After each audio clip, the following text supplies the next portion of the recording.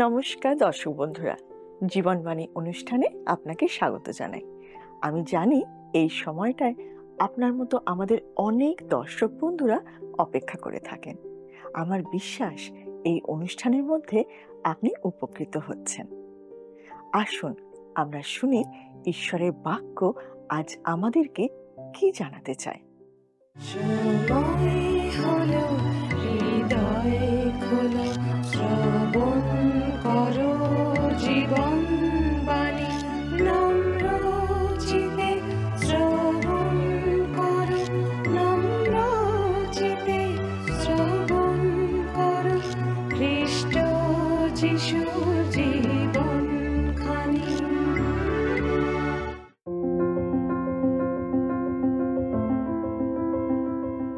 আপনি নিশ্চয়ই জানেন এই অনুষ্ঠানে আমরা পবিত্র বাইবেলের বিভিন্ন পুস্তক থেকে বিস্তারিতভাবে আলোচনা করে থাকি। বর্তমানে আমরা ধারাবাহিকভাবে বাইবেলের পুরাতন নিয়ম থেকে জিহিজকেল ভাববাদীর পুস্তকটি আলোচনা করছি।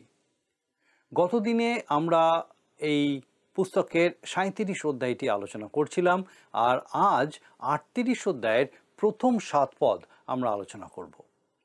৩৭ অধ্যায়ে আমরা দেখেছিলাম জিহিজকেল ভাববাদীকে ঈশ্বর একটা ফাঁকা জায়গায় নিয়ে গেছিলেন, যেখানে প্রচুর শুকনো হাড়গোড় চতুর্দিকে ছড়িয়েছিল।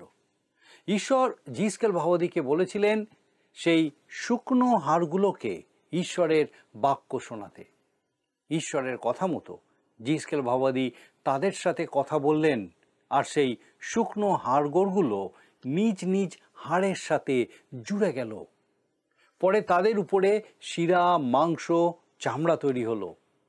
এরপর ঈশ্বরের আত্মা তাদের মধ্যে প্রবেশ করলে তারা জীবিত হলো।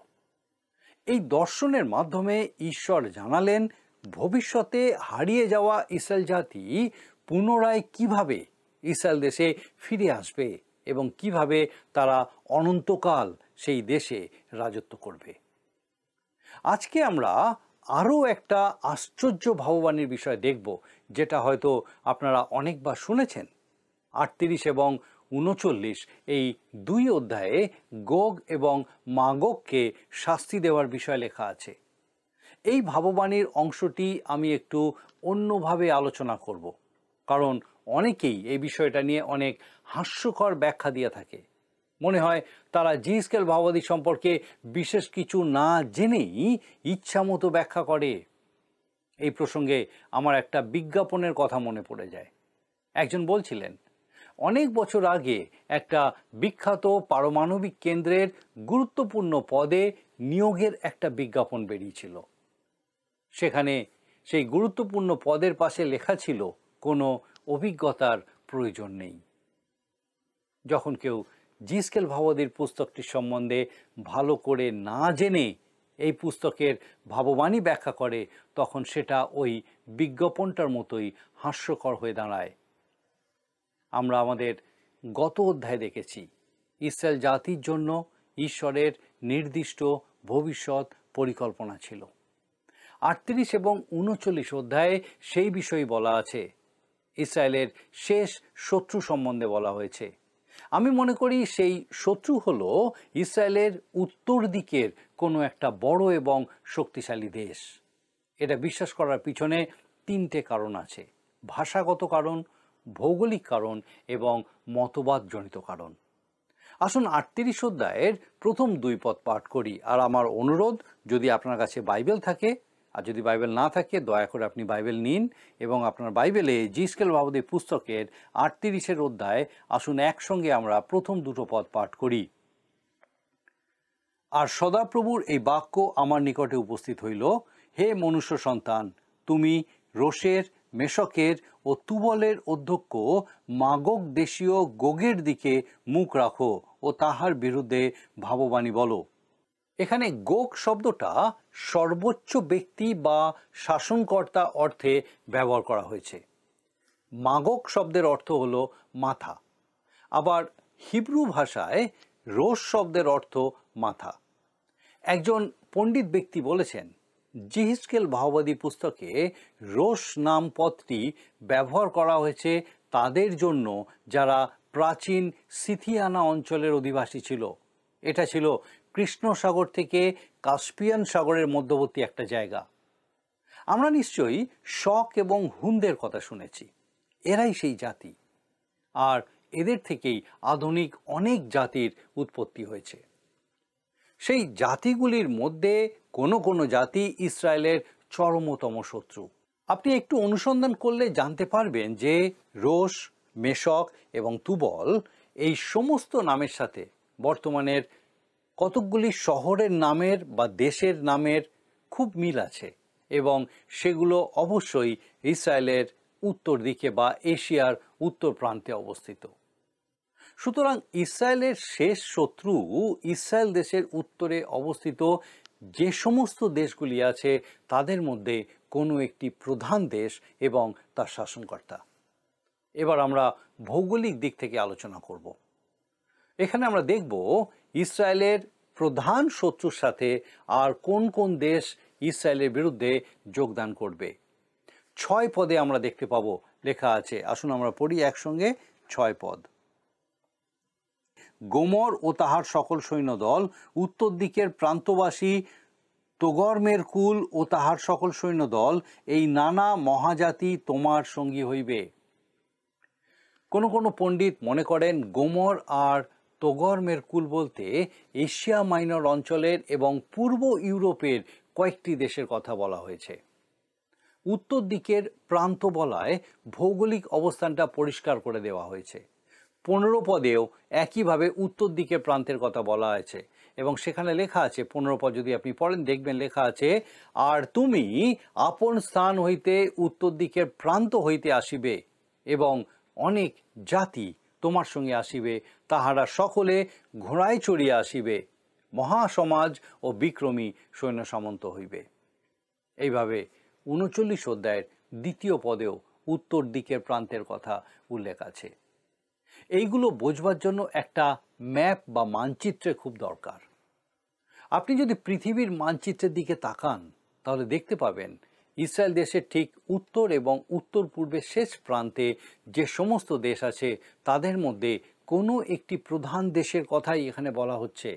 আপনি যদি তার পরেও এগিয়ে যান তাহলে শুধুমাত্র হিমশৈল দেখতে পাবেন। সেখানে শ্বেত ভাল্লুক ছাড়া আর কেউ আপনার সঙ্গী হবে না। বাইবেলে উত্তর দিক বলতে ইসরায়েলের উত্তর দিককে বোঝানো হয়। ঠিক তেমনভাবেই অন্যান্য দিকগুলোকেও ইসরায়েলের সাপেক্ষে বোঝানো হয়। ঈশ্বরের বাক্য অনুযায়ী ইসরায়েল হলো পৃথিবীর ভৌগোলিক কেন্দ্রবিন্দু। এবারে আমরা দার্শনিক বা তাত্ত্বিক বিষয়টা দেখব। আসুন পাঠ করি 3 পদ। 38 অধ্যায় 3 পদে দেখুন লেখা আছে, প্রভু সদাপ্রভু এই কথা কহেন, হে গোগ, রোশের, মেশকের ও তুবলের অধ্যক্ষ, দেখো আমি তোমার বিপক্ষ। বেশ কঠিন কথা। ঈশ্বর বারবার বলেছেন তিনি কতগুলি জাতির বিরুদ্ধে। তিনি বাবিলের বিরুদ্ধে, তিনি মিশরের বিরুদ্ধে, যারা তার মনোনীত লোকেদের বিরুদ্ধে, তিনি তাদের বিরুদ্ধে। কিন্তু তিনি এখানে যে জাতির কথা বলছেন সেই জাতি শেষ দিনে উঠবে এবং ঈশ্বরের বিরোধিতা করবে। তার কারণ ঈশ্বর বলছেন আমি তোমার বিরুদ্ধে। অন্য যে সমস্ত জাতির বিরুদ্ধে তিনি বলেছেন তার থেকে এটা কিন্তু একটু আলাদা। কারণ জিসকেল ভাওবাদী যখন এই ভাববাণী করেছেন তখন সেই জাতির সৃষ্টি হয়নি। অন্য জাতিগুলো জগতে ছিল এবং আমরা দেখেছি তারা ঈশ্বরের বিরোধিতা করেছে, ঈশ্বরের সাথে শত্রুতা করেছে এবং ঈশ্বরকে ত্যাগ করেছে। যে জাতি তখনও সৃষ্টি হয়নি সেই জাতি সম্বন্ধে ঈশ্বর এখানে বলছেন তিনি তার বিরুদ্ধে। কিন্তু এখন আমরা এমন এক জাতি দেখতে পাচ্ছি যার ভিত্তি হলো নাস্তিকতা। বর্তমান পৃথিবীতে এমন কয়েকটি দেশ আছে যাদের রাজনৈতিক এবং অর্থনৈতিক ভিত্তি হলো নাস্তিকতা। এশিয়া মহাদেশেও ইসরায়েলের উত্তর দিকে এমন কিছু কিছু দেশ রয়েছে যারা সম্পূর্ণরূপে নাস্তিকতায় বিশ্বাসী। পৃথিবীর আর কোথাও তাদের মতো নাস্তিকতা রাজ করে না। কেউ বলতেই পারেন অতীতে জিহুদি ছাড়া অন্য যে সমস্ত জাতি ছিল তারা কি নাস্তিক ছিল না? না, তারা নাস্তিক ছিল না, তারা বহু ঈশ্বরবাদী ছিল। তারা শুরুতেই ভুল পথে চলেছিল কিন্তু তারা নাস্তিক হয়নি। এমনকি নোহর সময়ও লোকেরা নাস্তিক ছিল না। তারা পাপ অপরাধে ডুবেছিল এবং অনেক দেবতার আরাধনা করত। সেই সময় পৃথিবীর বেশিরভাগ দেশ বহু ঈশ্বরবাদে বিশ্বাস করত। ঈশ্বর এই পুস্তকে সেই সমস্ত জাতির বিরুদ্ধে শাস্তি ঘোষণা করেছেন। যেমন মেমফিস বা নোফ শহরের বিরুদ্ধে ঈশ্বর বলেছিলেন, সেখানে কোনো প্রতিকৃতি থাকবে না, আর সত্যি সেখান থেকে সমস্ত প্রতিকৃতি সরে গেছে। প্রাচীন পৃথিবীর বৈশিষ্ট্য ছিল বহু ঈশ্বরবাদ, কিন্তু বর্তমান কোনো কোনো দেশ বা জাতির দর্শন হলো নাস্তিকতা। তারা যে শুধু ঈশ্বরে বিশ্বাস করে না তা নয়, তারা ঈশ্বরের বিরোধিতাও করে। আপনি কি মনে করেন শুরুতে ঈশ্বর নাস্তিকতার বিরুদ্ধে আদেশ দেননি? অবশ্যই দিয়েছিলেন, যদিও প্রথম দুটি আজ্ঞাতে তিনি বহু ঈশ্বরবাদের বিরুদ্ধে আজ্ঞা দিয়েছিলেন। যাত্রা পুস্তক তার 20 অধ্যায়ের 3 এবং 4 পদে লেখা আছে। আপনি যদি দেখেন সেখানে দেখবেন লেখা আছে এইভাবে, আমার সাক্ষাতে তোমার অন্য দেবতা না থাকুক, তুমি আপনার নিমিত্তে খোদিত প্রতিমা নির্মাণ করিও না, উপরিস্থ স্বর্গে, নিচস্থ পৃথিবীতে ও পৃথিবীর নিচস্থ জলমধ্যে যাহা যাহা আছে তাহাদের কোনো মূর্তি নির্মাণ করিও না।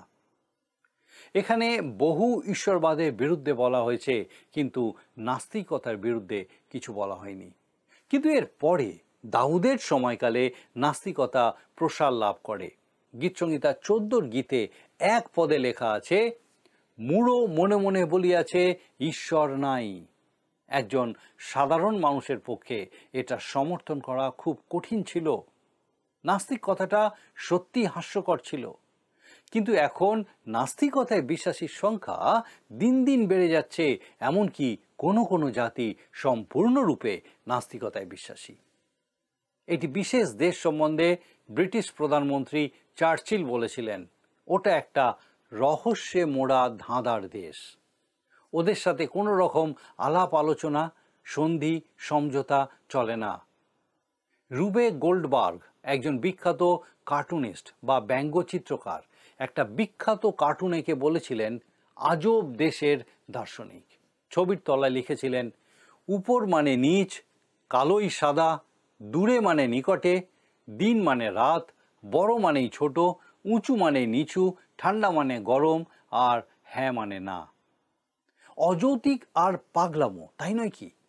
কিন্তু এটাই নাস্তিকতাবাদের প্রাথমিক দর্শন। আর আমাদের সময় এই জাতির উত্থান হয়েছে। নাস্তিকতায় বিশ্বাসী এক প্রধানমন্ত্রী একবার বলেছিলেন, আমরা পৃথিবীর ক্ষমতাশালী সম্রাটদের পদচ্যুত করেছি, এবারে আমরা স্বর্গের অধিপতিকে সিংহাসনচ্যুত করব। কোনো এক দেশের পাঠানো রকেট যখন চাঁদকে অতিক্রম করে সূর্যের দিকে যাচ্ছিল, তখন রেডিওতে একটা কথা শোনা গেছিল, আমরা চাঁদকে পিছনে ফেলে দিয়েছি, সূর্য আমাদের সামনে, এখনো আমরা কোনো ঈশ্বরকে দেখতে পাইনি। আমরা স্বর্গের বাতি নিভিয়ে দিয়েছি, কোনো মানুষ তা আবার জ্বালাতে পারবে না। আমরা জনগণের আফিম সুসমাচারের জোয়ালি ভেঙে দিয়েছি। চলুন এগিয়ে যাই। এরপর খ্রিস্ট কাহিনীতে নির্বাসিত হবে। তাদের এইসব কথা শুনে আমি তো অবাক হয়ে যাই। তারা কি ভেবেছিল যে ঈশ্বর চাঁদের আড়ালে লুকোচুরি খেলেন? তারা চাঁদের অন্য দিকটা দেখেছিল, কিন্তু ঈশ্বরকে দেখতে পায়নি। এটা কি প্রমাণ করে যে ঈশ্বর নেই? এটাই হলো সেই আজব দর্শন। যাই হোক, এই নাস্তিকতাবাদ এবং তাতে বিশ্বাসী জাতির জন্ম নেবার আগেই ঈশ্বর বলেছিলেন, আমি তোমাদের বিরুদ্ধে। এবারে আপনি বুঝতে পারছেন এই গোগ আর মাগগ বলতে কি বোঝানো হয়েছে? আমার মনে হয় সেটা নাস্তিকতাবাদ এবং তাতে বিশ্বাসী জাতিদেরকেই বোঝানো হয়েছে। ভাষাগত, ভৌগোলিক এবং দার্শনিক এই 3টে ধাপের মাধ্যমে সেটা পরিষ্কার হলো। উত্তর দিকের এই জাতি অন্য আরও অনেক জাতির সঙ্গে ইসরায়েলের বিরুদ্ধে আসবে। এখন প্রশ্ন হলো, কেন তারা ইসরায়েলের বিরুদ্ধে যাবে? আসুন পাঠ করি 38 অধ্যায়ের 4 পদ। দেখি ঈশ্বর গোগ, রোশের, মেশকের ও তুবলের অধ্যক্ষকে কি বলছেন। আসুন আমরা 4 পদ পাঠ করি। এবং তোমাকে এদিক ওদিক ফিরাইব, ও তোমার হনু ফুঁড়িব, আর তোমাকে ও তোমার সমস্ত সৈন্যকে, অশ্বগণকে ও পূর্ণ শয্যা পরিহিত সমস্ত অশ্বারোহীকে, ঢাল ও ফলকধারী মহাসমাজকে, খড়গহস্ত সমস্ত লোককে বাহিরে আনিব। তিনি বলছেন, আমি তোমার হনু ফুঁড়িব, অর্থাৎ তিনি তার চোয়াল ফুটো করে সেখানে বর্ষি জাতীয় কিছু আটকে তাকে চারিদিকে ঘোরাবেন। অনেকে মনে করে যে সেই সমস্ত জাতি যদি ইসরায়েলে ঢোকে তাহলে ঈশ্বর তাদেরকে ওইভাবে টেনে বার করে নিয়ে আসবেন। কিন্তু আমার মনে হয় এখানে ঈশ্বর বলতে চাইছেন যে তিনি তাদের বিচার করবেন, শাস্তি দেবেন, এবং তারা ইসরায়েল থেকে জীবিত ফিরে আসতে পারবে না। 39 অধ্যায়ের 11 পদে তিনি বলেছেন, আর সেই দিন আমি ইসরায়েলের মধ্যে গোগকে কবরস্থান দেব। ঈশ্বর যখন এই কথা বলছেন তার মানে তিনি সেই সমস্ত জাতিকে কখনোই বেঁচে ফিরে আসতে দেবেন না। সেখানে এমন একটা হত্যাকাণ্ড চলবে যা পৃথিবীর ইতিহাসে আর কখনো হয়নি। তাহলে চোয়াল ফুটো করে দেওয়ার অর্থটা কি?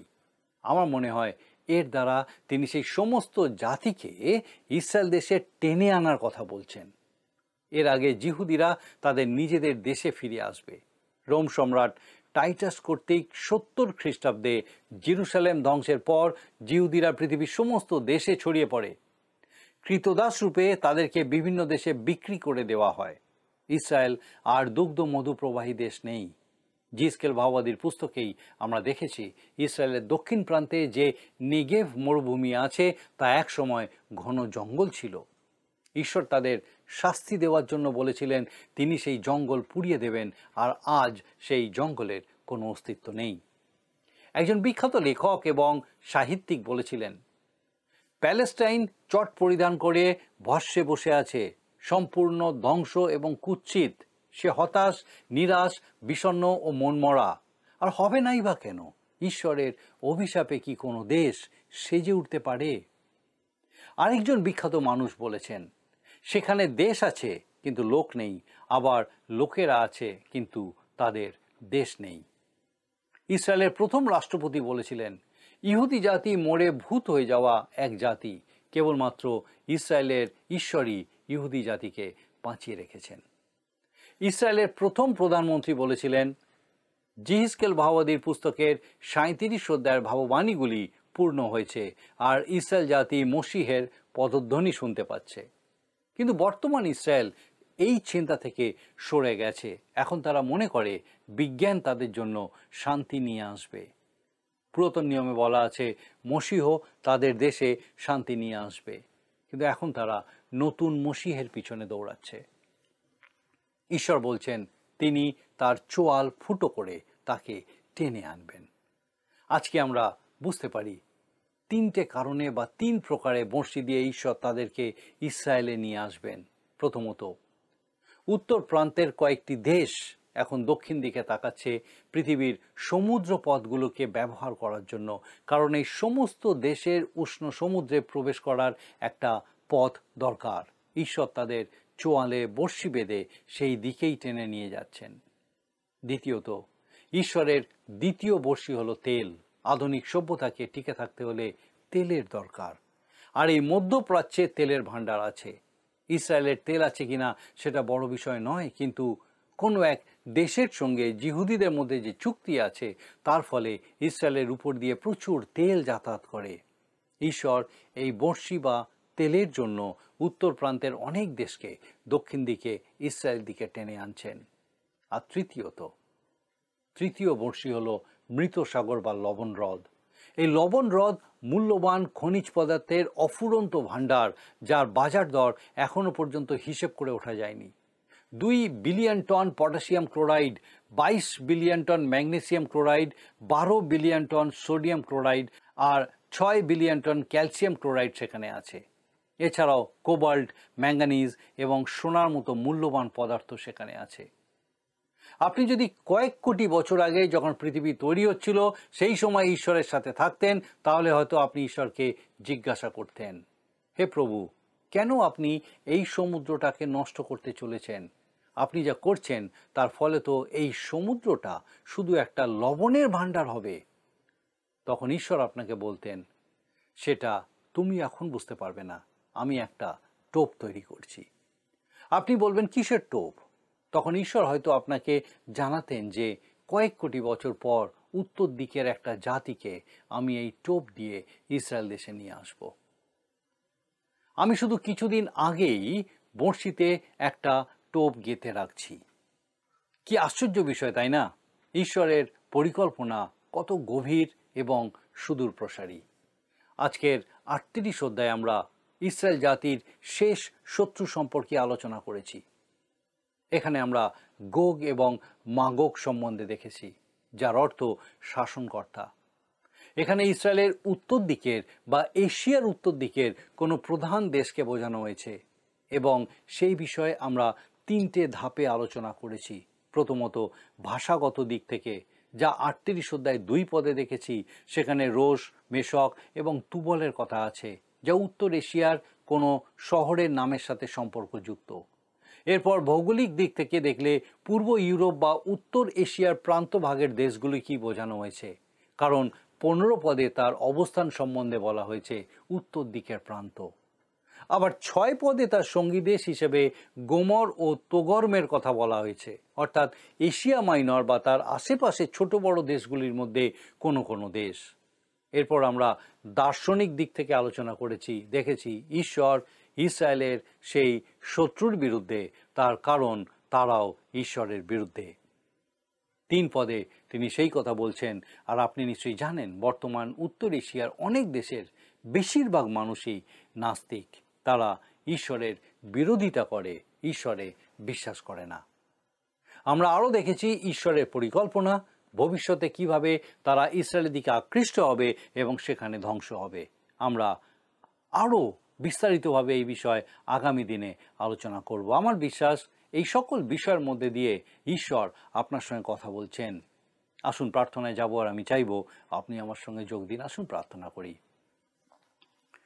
মঙ্গলময় স্বর্গীয় পিতা, তোমার ধন্যবাদ, স্তুতি প্রশংসা করি, তোমার গৌরব করি সুন্দর সময়ের জন্য। ধন্যবাদ দিই প্রভু, আরেকবার তুমি দেখতে সাহায্য করলে কিভাবে পিতা তুমি তোমার মনোনীত প্রত্যেককে সুরক্ষিত রাখো, কিভাবে তুমি তাদেরকে শাস্তি দাও কিন্তু তোমার অনুগ্রহে তুমি পূর্ণ করে রাখো। স্বর্গীয় পিতা, ধন্যবাদ দিয়ে আমাদের প্রত্যেক দর্শক বন্ধুর সঙ্গে আজকে তুমি বিশেষভাবে কথা বললে। প্রার্থনা করি প্রভু, আমাদের সেই প্রত্যেক দর্শক বন্ধু, তাদের পরিবার পরিজন প্রত্যেককে তোমার পবিত্র আত্মার পরাক্রমে সুস্থ রাখো, সুরক্ষিত রাখো। বিশেষ করে যদি কোনো রকম সমস্যার মধ্যে তারা আবৃত থাকে, পারিবারিক কারণে, সাংসারিক কারণে, অর্থনৈতিক কারণে বা অন্য যে কোনো সমস্যা হতে পারে প্রভু, প্রার্থনা করি তোমার পবিত্র পরাক্রমে সেই সকল সমস্যা থেকে, সেই সমস্ত প্রতিকূলতা থেকে তোমার যিশু নামে তুমি তাদেরকে উদ্ধার করো, রক্ষা করো প্রভু। তোমার দিকে দৃষ্টি স্থির করতে সাহায্য করো, যে পিতা তুমি তাদেরকে ধরে রেখেছো, সুরক্ষিত রেখেছো এবং পিতাগো তুমি তাদেরকে বহন প্রতিপালন করে নিয়ে চলেছ, তুমি কাউকে ছেড়ে দাওনি। স্বর্গীয় পিতা, সেই সঙ্গে পিতাগো তোমার প্রতি বিশ্বাসে স্থির হতে সাহায্য করো। আমাদের প্রত্যেক দর্শক বন্ধু, তাদের পরিবার পরিজন প্রত্যেককে পিতা তোমার চরণে সমর্পণ করে ধন্যবাদের সঙ্গে প্রার্থনা তোমার যিশু নামে চাই, আমেন।